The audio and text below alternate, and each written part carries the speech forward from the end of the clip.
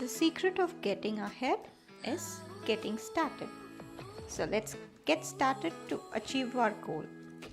Today in your GK class, we'll be learning in brief about the idioms and phrases. First, we'll see what is an idiom. So idioms you may have come across this in both written English and in spoken English. So written Englishலையும் நம்ம use பண்ணுவோம், spoken இங்கிலீஷ்லையும் நம்ம இந்த இடியம்ஸை use பண்ணுவோம். இது வந்து ஃபார்மல்லையும் use பண்ணுவோம், informal கான்வர்சேஷன்லையும் use பண்ணுவோம்.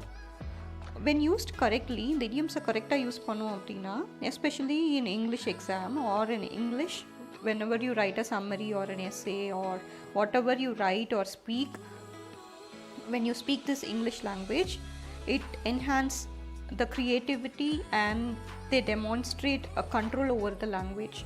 இது வந்து உங்களோட இங்கிலீஷை வந்து இன்னும் கொஞ்சம் ஹையர் லெவலுக்கு எடுத்துகிட்டு போகும். So try to use this idioms. It is very easy. Most idioms don't make a lot of sense literally. So நிறைய இந்த idioms வந்து most of them வந்து லிட்ரலாக அதோட மீனிங்கை எடுத்துக்க முடியாது.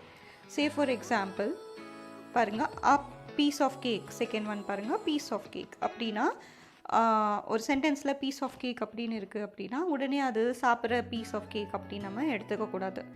அதோட ஆக்சுவல் மீனிங் என்ன அப்படின்னா வெரி ஈஸி டு கம்ப்ளீட், அதுதான் அதோட மீனிங். ஸோ அதை வச்சு தான் அந்த பீஸ் ஆஃப் கேக்குங்கிறத நம்ம யூஸ் பண்ணணும். ரொம்ப எது உங்களுக்கு ரொம்ப ஈஸியாக இருக்கோ அதை வந்து பீஸ் ஆஃப் கேக்குன்னு சொல்லலாம். For example, Rahim found this homework to be a piece of cake because it was easy. So ரஹீம்க்கு வந்து இந்த ஹோம்ஒர்க் வந்து ரொம்ப ஈஸியாக இருந்துச்சு, அதனால அவன் பீஸ் ஆஃப் கேக் அப்படிங்கிறத யூஸ் பண்ணுறான். ஸோ அவனுக்கு ரொம்ப பிடிக்கும், ஈஸியாக கம்ப்ளீட் பண்ணலாம் அப்படிங்கிறத பீஸ் ஆஃப் கேக் வச்சு சொல்லலாம். So this is an example. Another example, you would have probably came across a television ad. ஒரு டெலிவிஷன் ஆட் பார்த்துருப்பீங்க. என்ன தெரியுமா? Don't judge the book by its cover அப்படின்னு ஒரு add பார்த்துருப்பீங்கள்ல. This is one of an idiom. This is one of the idiom. Don't judge the book by its cover அப்படின்னா புக்கை பற்றியோ கவரை பற்றியோ புக்கோட கவரை பற்றியோ அவங்க சொல்லலை. அவங்க என்ன சொல்கிறாங்க அப்படின்னா, ஒரு திங்கோ இல்லை ஒரு பர்சனோ அந்த பர்சனோட அவுட்டர் அப்பியரன்ஸ் வச்சு அவங்கள நம்ம டிசைட் பண்ணக்கூடாது, ஜட்ஜ் பண்ணக்கூடாது. ஒரு திங்கோட அவுட்டர் அப்பியரன்ஸ், ஃபார் எக்ஸாம்பிள் ஒரு ஆப்பிள் வந்து ரொம்ப ஷைனியாக ரொம்ப பார்க்குறதுக்கு ரொம்ப அட்ராக்டிவாக இருக்கிறதுனால it doesn't need to be a good apples. அது ஒரு நல்ல ஆப்பிளாக இருக்கணும்னு அவசியம் இல்லை. ஸோ அதுதான் இந்த don't judge the book by its cover அப்படிங்கிறதோட meaning. This is one of an idiom. So often வந்துட்டு you can't just take the actual words and try to guess the meaning. இதோட ஆக்சுவல் வேர்ட்ஸை எடுத்து நம்ம guess பண்ணக்கூடாது. So meaning வந்து completely different. So it is very important to learn the meaning of each and every sentence, each and every idiom. So here is an easy tip.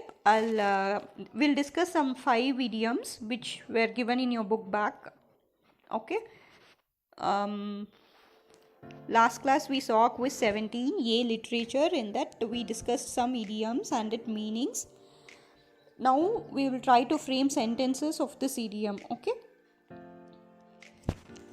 Okay, now first one which was given in your book is crying over the spilt milk.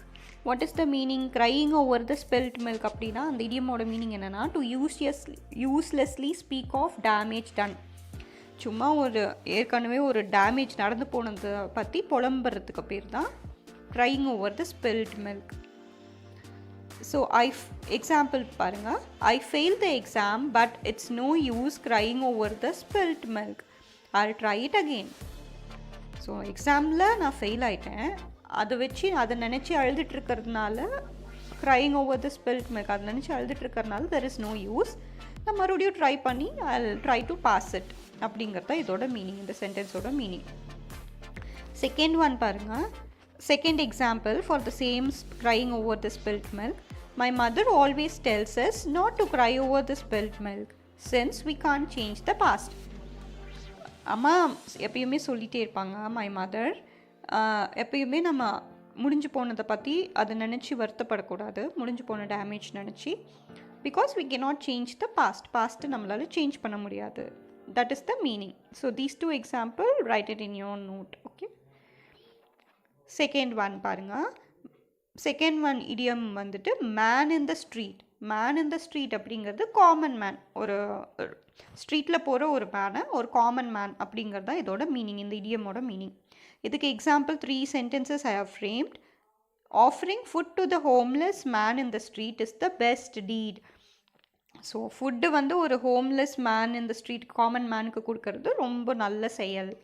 Second one பாருங்கள், second sentence, this kind of music appeals to the man in the street அப்படின்னா இந்த மாதிரி music வந்து எல்லாத்தையும் சந்தோஷப்படுத்தும், appeal பண்ணும், please பண்ணும், எல்லா மேனும் common மேனை please பண்ணும் அப்படிங்கிறத இந்த சென்டென்ஸ்.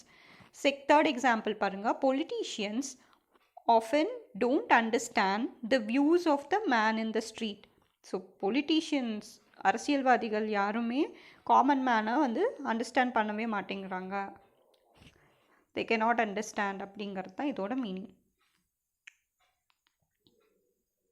தேர்ட் ஒன் உங்களோட புக்கில் என்ன இருந்துச்சுன்னா to make out. Okay, to make out அப்படின்னா டு அண்டர்ஸ்டாண்ட் அப்படின்னு அர்த்தம். எக்ஸாம்பிள் பாருங்கள், example in a sentence, it was hard to make out. Make அவுட்னா understand. It was hard to make out the traffic signs because of the rain. ரெயின்னால, மழை பெய்யறதுனால traffic சைன்ஸை வந்து என்னால் கரெக்டாக பார்க்க முடியலன்னா அண்டர்ஸ்டாண்ட் பண்ண முடியல அப்படிங்கிறது தான் இதோட மீனிங். செகண்ட் எக்ஸாம்பிள் பாருங்கள், the patient try to read the doctor's hand writing but could not make it out. Make it அவுட்னா அண்டர்ஸ்டாண்ட் பண்ண முடியல.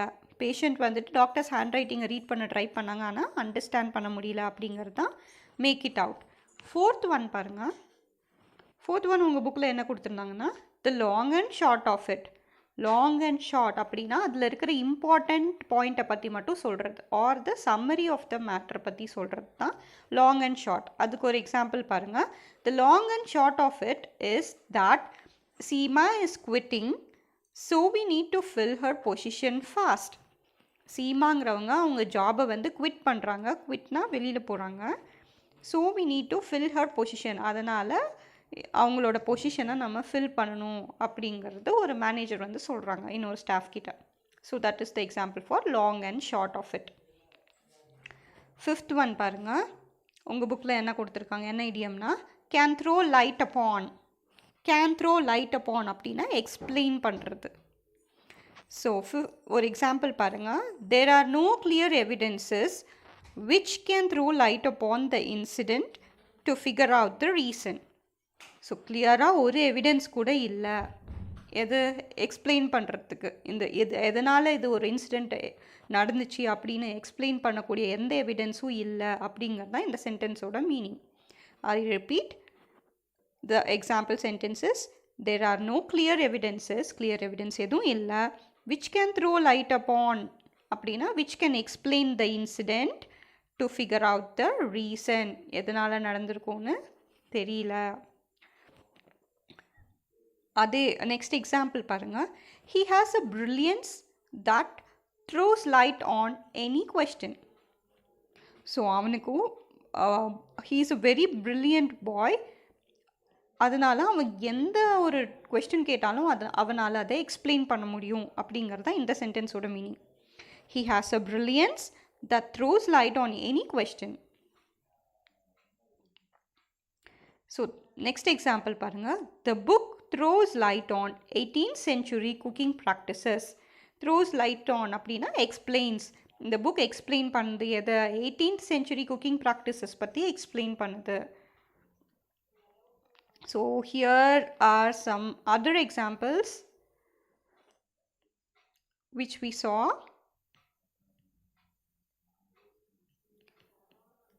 See, in the idioms, 4 idioms இருக்கு பாருங்க. Up in the air அப்படின்னா undecided, டிசைட் பண்ண முடியாத சுச்சுவேஷனுக்கு up in the air ன்னு யூஸ் பண்ணுவோம். Piece of cake அப்படின்னா very easy to complete. Piece of cake அப்படின்னா very easy to complete. To feel under the weather அப்படின்னா டு ஃபீல் இல், உடம்பு சரியில்லை அப்படின்னா to feel under the weather அப்படி use பண்ணுவோம். That is an idiom. Come rain or shine அப்படின்னா no matter what, வெயிலோ மழையோ என்ன நடந்தாலும் அப்படிங்கிறது தான் கம் ரெயின் ஆர் ஷைன் அப்படிங்கிற இடியம். We'll see each one an example. See, first one பாருங்க. Here, which one is the idiom? Up in the air is an idiom. Ravi's plan on his higher education is still up in the air as he is waiting for his entrance results. So ரவியோட higher எஜுகேஷனோட plan வந்து அவன் இன்னும் எதுவும் decide பண்ணல, not decided அப்படிங்கிறது தான் வந்து அப் இன் த ஏர், நாட் எட் டிசைடட். ஏன்னா அவனோட என்ட்ரன்ஸ் ரிசல்ட் வந்தால் தான் அவன் டிசைட் பண்ண முடியும் அப்படிங்கிறது தான் இந்த சென்டென்ஸோட மீனிங். செகண்ட் ஒன் பாருங்கள். Working on with math will be a piece of cake for me since I love it. எனக்கு மேக்ஸ் ரொம்ப பிடிக்கும், அதனால் அதில் ஒர்க் பண்ணுறது வந்துட்டு ரொம்பவே it's a like a piece of cake. Piece of cake இருந்தால் இதோட இடியம். தேர்ட் ஒன் பாருங்கள். As I hate an ice cream treat last night I am feeling a bit under the weather and need to take some rest. Last night வந்துட்டு எனக்கு ice cream treat கொடுத்தாங்க என்னோடய parents, அதனால் I am feeling a bit under the weather. Under the வெதர்னால் கொஞ்சம் உடம்பு சரியாத மாதிரி இருக்குது, கொஞ்சம் காஃப் மாதிரி இருக்குது. And need to take some rest, அதனால் நான் கொஞ்சம் ரெஸ்ட் எடுக்கணும்னு நினைக்கிறேன். So that is the meaning. Under the weather is the idiom. Last one பாருங்கள். I promised my teacher that I would submit my home works come rain or shine. So இதில் வந்து இடியம் பார்த்தீங்கன்னா come rain or shine அப்படிங்கிறதா இடியம். வெயிலோ மழையோ என்ன நடந்தாலும் நான் என்னோடய ஹோம் ஒர்க்கை கண்டிப்பாக சப்மிட் பண்ணுவேன் அப்படிங்கிறது தான் இந்த சென்டென்ஸோட meaning. So this is an idiom, come rain or shine. Come to the end of the class.